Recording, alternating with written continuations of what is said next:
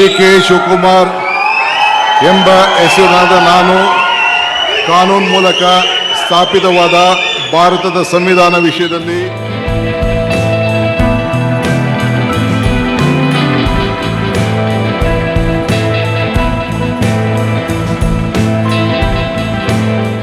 ಹದಿಮೂರು ಸಂಪುಟ ದರ್ಜೆ ಸಚಿವರೊಂದಿಗೆ ಡಿಕೆ ಶಿವಕುಮಾರ್ ಅವರು ಇಂದು ಮುಖ್ಯಮಂತ್ರಿಯಾಗಿ ಪ್ರಮಾಣ ವಚನ ಸ್ವೀಕಾರ ಮಾಡಿದ್ದಾರೆ. ರಾಜ್ಯದ 24ನೇ ಮುಖ್ಯಮಂತ್ರಿಯಾಗಿ ಡಿಕೆ ಶಿವಕುಮಾರ್ ಇಂದು ಪ್ರಮಾಣ ವಚನ ಸ್ವೀಕರಿಸಿದ್ದು, ಕಳೆದ ಒಂದು ವರ್ಷದಿಂದ ರಾಜ್ಯದಲ್ಲಿದ್ದ ಮುಖ್ಯಮಂತ್ರಿ ಬದಲಾವಣೆ ಚರ್ಚೆಗೆ ಈ ಪ್ರಮಾಣ ವಚನ ಸ್ವೀಕಾರದೊಂದಿಗೆ ತೆರೆ ಬಿದ್ದಂತಾಗಿದೆ. ಡಿಕೆ ಶಿವಕುಮಾರ್ ಅವರ ಪ್ರಮಾಣ ವಚನ ಸ್ವೀಕಾರಕ್ಕೆ INDIA ಮುಖ್ಯಮಂತ್ರಿಗಳು ರಾಹುಲ್ ಗಾಂಧಿ, ಎಐಸಿಸಿ ಅಧ್ಯಕ್ಷ ಮಲ್ಲಿಕಾರ್ಜುನ ಖರ್ಗೆ ಸೇರಿದಂತೆ ಹಲವರು ಸಾಕ್ಷಿಯಾದರು.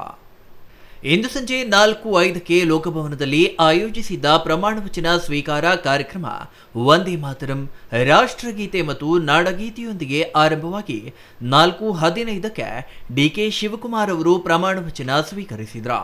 ವೇದಿಕೆಯ ಮೇಲೆ ಸಾಷ್ಟಾಂಗ ನಮಸ್ಕಾರ ಮಾಡಿ ಅದೇ ವೇದಿಕೆಯ ಮೇಲಿಟ್ಟಿದ್ದ ಅಜ್ಜಯ್ಯನ ಭಾವಚಿತ್ರಕ್ಕೆ ಪುಷ್ಪಾರ್ಚನೆ ನೆರವೇರಿಸಿದ ನಂತರ ಡಿಕೆ ಶಿವಕುಮಾರ್ ಅವರು ಪ್ರಮಾಣ ವಚನ ಸ್ವೀಕರಿಸಿದರು.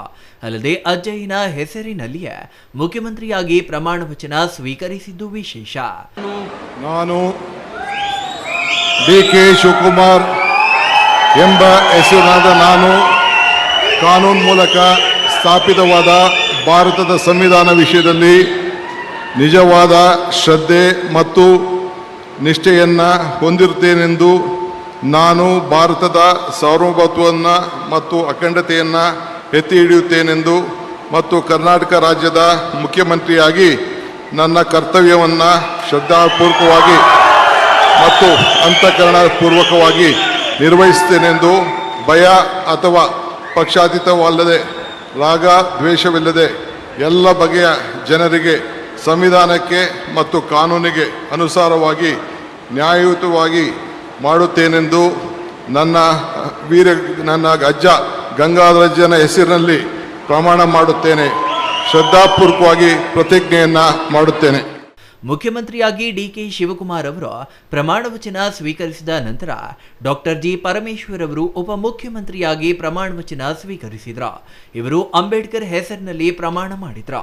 ನಂತರ KH ಮುನಿಯಪ್ಪ, KJ ಜಾರ್ಜ್ ದೇವರ ಹೆಸರಿನಲ್ಲಿ ಪ್ರಮಾಣ ಮಾಡಿದ್ರೆ MB ಪಾಟೀಲ್ ಅವರು ಬಸವಣ್ಣ ಹಾಗೂ ಸಿದ್ದೇಶ್ವರ ಸ್ವಾಮೀಜಿ ಹೆಸರಿನಲ್ಲಿ ಪ್ರಮಾಣ ಮಾಡಿದ್ರು. ರಾಮಲಿಂಗಾರೆಡ್ಡಿ, ಸತೀಶ್ ಜಾರಕಿಹೊಳಿ, ಕೃಷ್ಣ ಭೈರೇಗೌಡ, ಪ್ರಿಯಾಂಕ ಖರ್ಗೆ, UT ಖಾದರ್, ಈಶ್ವರ್ ಖಂಡ್ರೆ, ಯತೀಂದ್ರ ಸಿದ್ದರಾಮಯ್ಯ, ಭೈರತಿ ಸುರೇಶ್ ಮತ್ತು ಶರಣಪ್ರಕಾಶ್ ಪಾಟೀಲ್ ಅವರು ಪ್ರಮಾಣ ವಚನ ಸ್ವೀಕರಿಸಿದ ಇತರೆ ಸಚಿವರಾಗಿದ್ದಾರೆ. ಇನ್ನು ಇಂದು ನಡೆದ ಪ್ರಮಾಣ ವಚನ ಸ್ವೀಕಾರ ಕಾರ್ಯಕ್ರಮಕ್ಕೆ ತೆಲಂಗಾಣ ಮುಖ್ಯಮಂತ್ರಿ ರೇವಂತ್ ರೆಡ್ಡಿ, ಕೇರಳ ಮುಖ್ಯಮಂತ್ರಿ ಸತೀಶನ್, ಕಾಂಗ್ರೆಸ್ ವರಿಷ್ಠ ರಾಹುಲ್ ಗಾಂಧಿ, ಮಾಜಿ ಮುಖ್ಯಮಂತ್ರಿ ವೀರಪ್ಪ ಮೊಯ್ಲಿ, ಎಐಸಿಸಿ ಅಧ್ಯಕ್ಷ ಮಲ್ಲಿಕಾರ್ಜುನ ಖರ್ಗೆ, ಕಾಂಗ್ರೆಸ್ ಉಸ್ತುವಾರಿಗಳಾದ ರಣದೀಪ್ ಸಿಂಗ್ ಸುರ್ಜೇವಾಲಾ, KC ವೇಣುಗೋಪಾಲ್, ನಿಕಟಪೂರ್ವ ಮುಖ್ಯಮಂತ್ರಿ ಸಿದ್ದರಾಮಯ್ಯ ಸೇರಿದಂತೆ ಇತರರು ಕಾರ್ಯಕ್ರಮದಲ್ಲಿ ಉಪಸ್ಥಿತರಿದ್ದರು. ಲೋಕಭವನದಲ್ಲಿ ಇಂದು ಪ್ರಮಾಣ ವಚನ ಸ್ವೀಕಾರ ಕಾರ್ಯಕ್ರಮದ ಹಿನ್ನೆಲೆಯಲ್ಲಿ ಲೋಕಭವನದ ಸುತ್ತ ಬಿಗಿ ಪೊಲೀಸ್ ಬಂದೋಬಸ್ತ್ ಏರ್ಪಡಿಸಲಾಗಿತ್ತು. ಭದ್ರತೆಗಾಗಿ 3,500 ಪೊಲೀಸರ ನಿಯೋಜನೆ ಮಾಡಲಾಗಿತ್ತು.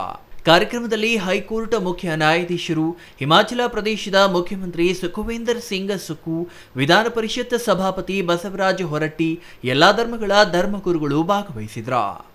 News bureau, CTV news, Chikkaballapur.